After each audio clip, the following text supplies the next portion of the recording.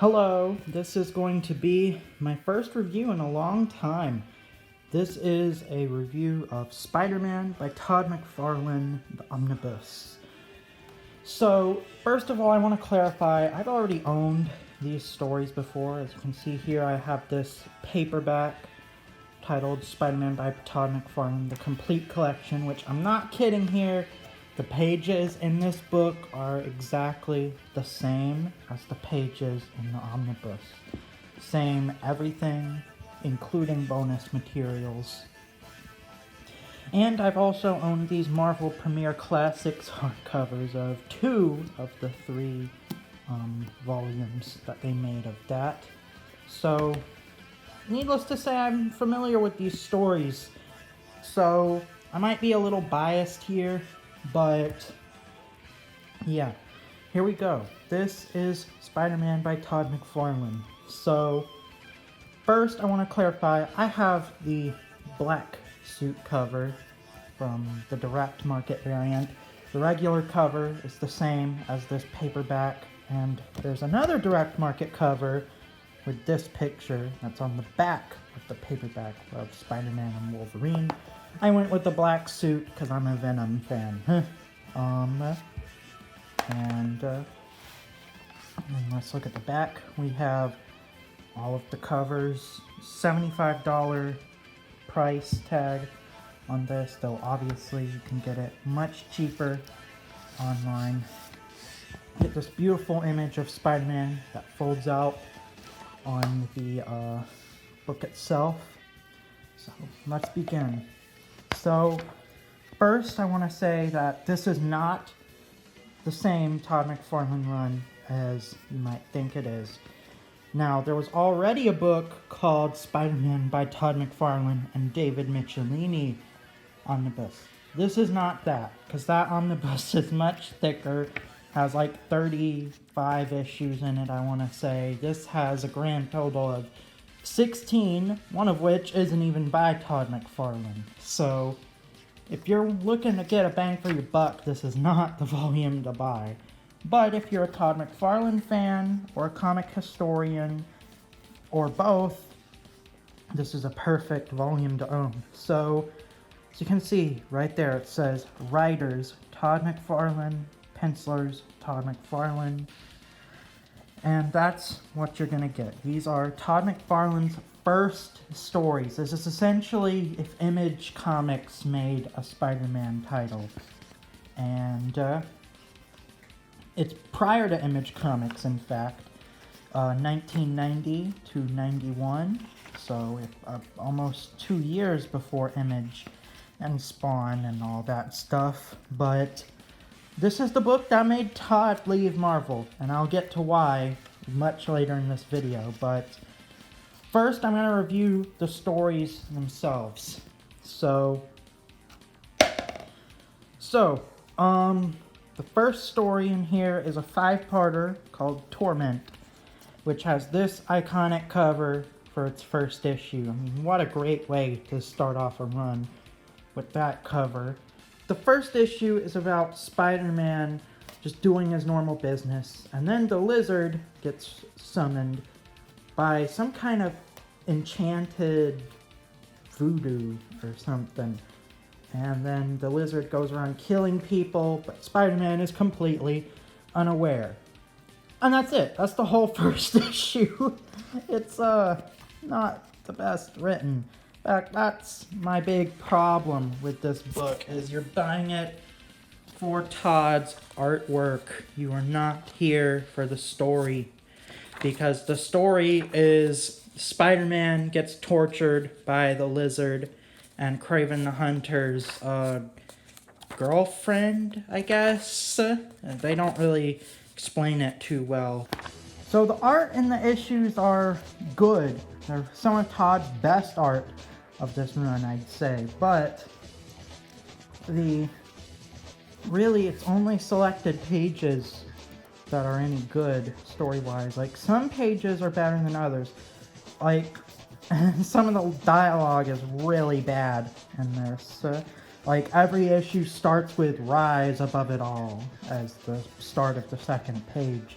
of every issue, but they find the corniest ways to talk about that. Then some issues have better art than others. This issue here, number 4, I want to mention that Todd Mcfarlane colored this issue as well, as you can see right there. I just don't think Todd was cut out for the coloring job, but it's interesting to see him try it. Now, who did normally colored it, you may ask? Bob Sharon did the coloring on this story mostly, although Gregory Wright later comes on to the comic, who's one of my favorite colorists in the business. Then we get to issues 6 and 7, a two-parter titled Masks.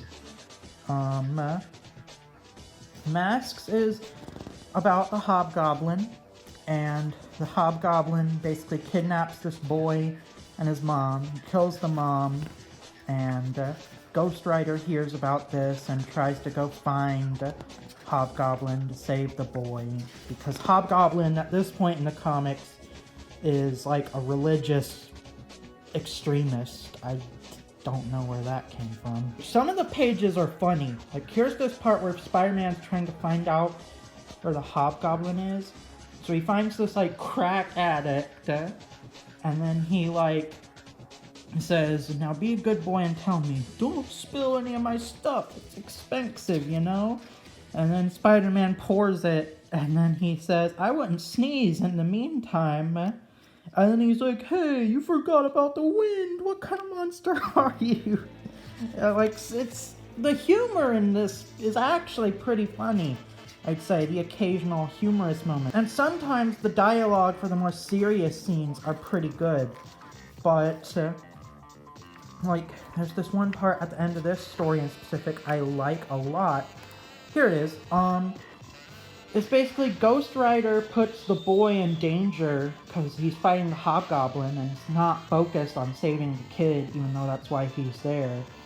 And Spider-Man goes on this speech about how you gotta be responsible, you gotta be a hero, and how superheroes nowadays are just not, they're not as heroic as they should be. And I thought that was an interesting, of the time, commentary. My favorite story in this book is Perceptions, issues 8 to 12. I won't spoil it, but basically it's about this journalist finds a dead boy with the Wendigo from, I guess, Marvel's version of the Wendigo, and Peter gets sent to be the photographer for this media frenzy in Canada about the Wendigo, but Wolverine gets involved and, he comes to the conclusion that the Wendigo is innocent, and, I guess I will spoil it because, sorry, it's a 30-year-old comic. I really like this story because it comments on, how the media, creates panic in people, and, it's surprisingly thought-provoking for a Todd Mcfarlane Spider-Man comic. It's not the best Spider-Man story. I honestly think Spider-Man is not really the focus of the story. It feels more like a Wolverine story, but, it's still cool. It's got some nice moments. Then we get to the next story, which is Sub-City. It's basically, I'm not kidding here, it's about Peter hears about a hobo shortage in New York. I'm saying that to be funny, but that's actually what happens. And he decides, I need to go to the sewers to see where all the hobos went. And he goes out into the sewers and finds out Morbius is essentially just manipulating these hobos into bringing him more food for his vampirism. And it's interesting, but I don't know how to put it other than it's got a weird-ass ending where, Spider-Man just fights Morbius, and then they talk while they fight, and then he convinces Morbius that he's become the very thing he hates, so Morbius leaves the premises in shame, saying, "What have I become?" And that's it. That's where it ends. That's kind of lame ending, but by far the worst story in here is the X-Force crossover. Now, I want to clarify, I am not an anti-X-Force person. I love Rob Liefeld's X-Force. Or at least, I like it. I wouldn't say love, but I like it. So, why do I not like this story? You have to read this book on its side, and it's just stupid, gimmicky. It's not fun. It completely messes up the flow of the story too, because every page is like a splash page now. And guess what? The second part does the same thing, but now it's by Rob Liefeld. And it's, whether you love him or hate him, this is not the best Rob has put out, in my opinion. It's just, I don't like the story. And I bet you're like, well, why haven't you talked about the plot? Because there is no plot. Like, basically the plot is Spider-Man shows up to the premises of where the X-Force were fighting the Juggernaut, and Cable tries to deal with Black Tom Cassidy. And that's it. That's the whole story. They just fight the Juggernaut, and then Juggernaut gets teleported away before they can defeat him. It's just not a good story. It's just bad. And the worst part is, this is the last issue of the run. What a sour way to end this story. The extras, we get all the variant covers, like the gold and silver covers. This is a really interesting page right here, where Todd Mcfarlane, on the letters page, talks about how he got the gig. Then we got some more letters pages. This, oh my god, this is like the coolest part of the bonuses for me. So this is an article from Marvel Age issue 90, back in 1990. And they interview Todd Mcfarlane, and right here he says, issue 6 to 10 will feature Wolverine and the Wendigo. Issues 11 to 15 will be a Green Goblin story. 16 to 20 will be a Venom story. Now, I know that things change, but how cool would that have been? Who wouldn't want to see Todd Mcfarlane try a Green Goblin or try a new Venom story? Like, I don't care if the writing would be good or bad. The last page is Todd McFarlane's goodbye to all of his fans for Spider-Man, because after that issue, he left Marvel. And I bet you're wondering, why'd he leave Marvel? Well, according to various sources, it's because of creative reasons, not necessarily money. Todd got fed up with having to tell the stories for the editors. But you know, I understand. And this right here is the last straw.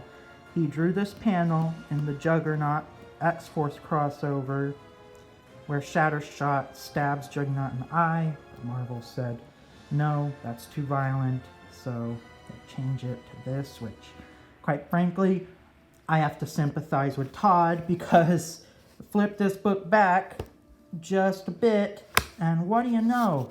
There's an issue with Kraven the Hunter, where the ghost of Kraven the Hunter appears. Look at all that blood. Look at, he's literally got a piece of his head missing, and he's bleeding everywhere. How is that cool, but not being stabbed in the eye? Just shows you how dumb censorship is. I'm sorry if this video is just rambling, but that's really all I can do. Because the stories, there's not much to say. They're very decompressed. It takes like 2 to 5 issues to tell like 2 pages of plot. It's not a well-written book, but it's a beautifully drawn book. Todd McFarlane, a lot of people say he changed Spider-Man forever. I say Todd McFarlane redefined Spider-Man. He didn't change anything. He did what came before. He did, like I said, he did Ditko, but for the 90s. Like, I think this is what people default think of Spider-Man as in the 90s. And I'll be honest, I prefer Eric Larson. I prefer Mark Bagley, but Todd, I respect a lot.